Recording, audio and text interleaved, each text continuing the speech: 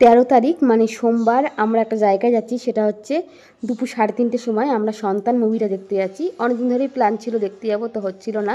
তো যাওয়ার সময় একটা পান খেয়ে নিয়েছি, আর বাড়ির খুব কাছেই হল, সেই জন্য আমরা হেঁটেই যাই। আমরা 3জন আর মা, আমরা সবাই মিলে সন্তান মুভিটা দেখতে গেছিলাম। অনেক দিন ধরে দেখা খুব ইচ্ছা, তো দেখতে গেছিলাম। বইটা আমার তো খুব ভালো লেগেছে।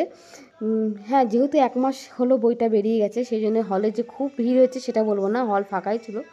কিন্তু হল ফাঁকা ভিড়ের সঙ্গে তো কোনো সম্পর্ক না, যে ভিড় হলেই যে বই খুব ভালো আর ফাঁকা থাকলে যে বই খারাপ, সেটা তো না। আমার খুবই ভালো লেগেছে, আমার কেন সবারই ভালো লেগেছে সন্তান মুভিটা।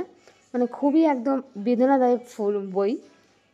তো আমরা হলে পৌঁছে গেছি, এখনও অবধি বই স্টার্ট হয়নি, তো শুরু হয়ে গেছে। এখন বইটায় ইন্টারভেল চলছে, এই যে ইন্টারভেলে আমরা বসে আছি।